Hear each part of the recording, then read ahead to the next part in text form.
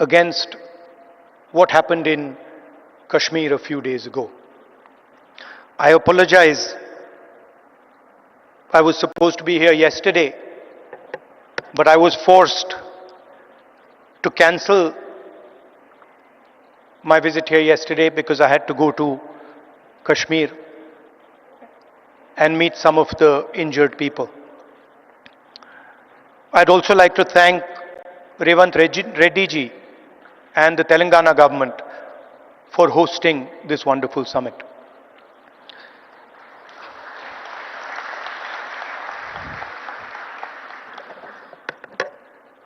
As we all know, politics, democratic politics, has fundamentally changed across the globe. The rules that applied, I would say, a decade ago, simply don't apply anymore. Sometimes, when I speak to younger members of our party, what was effective 10 years ago, the tools that worked 10 years ago, simply do not work anymore. They cannot face the concentration of capital, modern media, modern social media. And so, in a sense, the old politician is dead, and a new politician, a new type of politician has to be constructed. And that really is the challenge in front of all of us. What does this new politics look like? What are the ideas that emerge from this new politics? I'm sure you've had a deep discussion about policies, about how we should think about education, how we should think about regaining the democratic space, how we should think about healthcare. And each one of us has a particular view on that. So I'm not going to delve too much into the policy positions. I'm going to talk about what I think is the correct lens with which to approach our politics. Some years ago, we in the Congress party felt completely trapped in this new politics, aggressive politics, a politics where the opposition is not talked to, but the idea is to crush the opposition. And we found that all our avenues were compromised. The media, the general atmosphere did not allow us to operate the way we would like. And so, we reached back into our history and we decided to walk from Kanyakumari, which is one of the southernmost parts of our country, all the way to Kashmir, where I was yesterday. And I'd like to tell you a little bit about what I and some of my colleagues discovered on that journey. It's not a small walk, 4,000 kilometers. And I don't think we understood quite what we had taken on when we began it. But once we began, there was no way backwards. So we just carried on walking right to the end.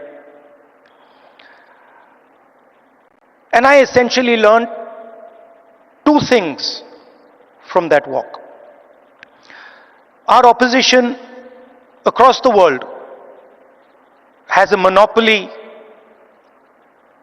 on anger, fear, and hatred. And there's no way that we are ever going to be able to compete with them on anger, fear, and hatred. They are going to outdo us, outmaneuver us, and beat us every single time when it comes to fear, anger, and hatred. So the question is, where and how do we operate? Where are the spaces where we have the advantage? Where are the spaces from which we can build a counter narrative? So the walk started in Kanyakumari, and slowly as it progressed, more and more people started to join this walk. And within 10-15 days, walk would start at 6 in the morning, and we would have thousands and thousands and thousands of people walking with us, pushing us, people trying to come in, and it was something to see. My job was walking and listening to people. And the one rule we had was that anybody, regardless of who he is, who she is, should be able to come to the center of where we were walking and have a conversation with me or the other leaders there. And so we followed this rule rigorously. As we walked, we talked and walked and talked and walked. I suddenly found that it became harder and harder to speak. As politicians, we are trained to do this. We are trained to come on stage and talk. We are trained to tell people what we think. We are trained to think about the future. But while I was walking, the number of people who were coming to me made that impossible.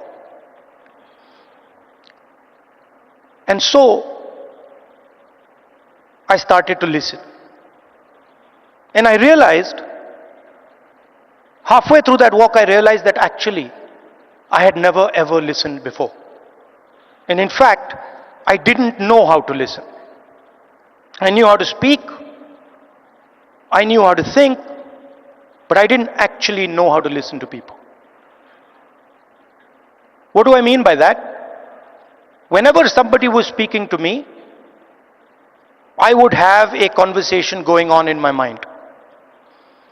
I would be listening, and at the same time, I would be talking. Relatively quickly into the yatra, the talking completely stopped.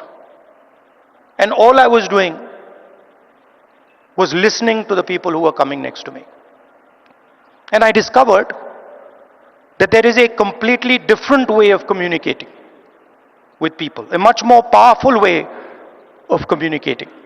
And that way involves me or us becoming completely silent and listening deeply to exactly what it is they're trying to say. I'll give you an example. The one that really struck me. We were walking. It was early morning, it was still dark. And this woman came running towards me, and she held my hand. And the moment she held my hand, I felt fear in her hand. I didn't say anything. And I asked her, "What's happened?" And then she started. And she said to me, I've come here to walk, but I have to go back. I have to go back quickly. I said, "Why?" She said, "Because my husband is beating me. My husband is thrashing me, and I have come here to this yatra." And then I said to her, I said, "What do you want me to do?" And she looked at me, she says, "I don't want you to do anything. I just want you to know that this is happening to me." And the moment she said that, her hand completely relaxed. And I realized that it was as important for her to be heard,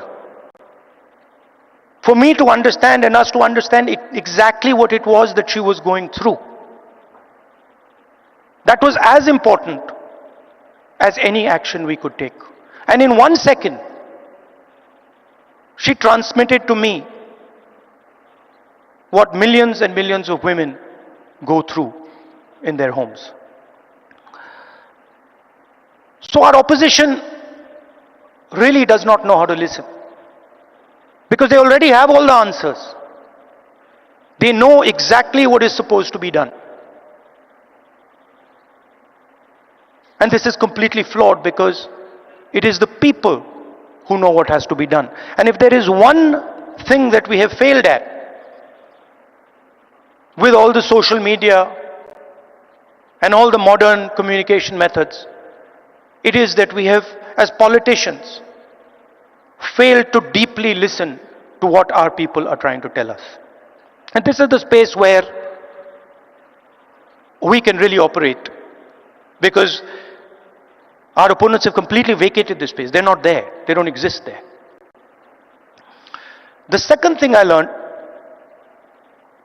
even more powerful than listening properly, on the yatra, it suddenly struck me, something struck me, that when it comes to people I'm close to, my mother, my sister, my friends, I'm very comfortable using the word love. And it struck me that I'd been in politics since 2004. And I never ever used or expressed love to anybody. So I was saying to people that I want to help you. I was working hard to help people, but I was not expressing the reason I was working. And so on the yatra, I started to do so. Little girl came up to me running, and she said, "Uncle, I love you." And I was like, that's interesting. Why have I never said this before? Why have I never used this narrative that is the central narrative and the reason for what I do? And so I started. I would listen, and then I would use the frame of love and affection, and I would tell people that, you know, I love you very much. And something quite amazing started to happen. Till the yatra,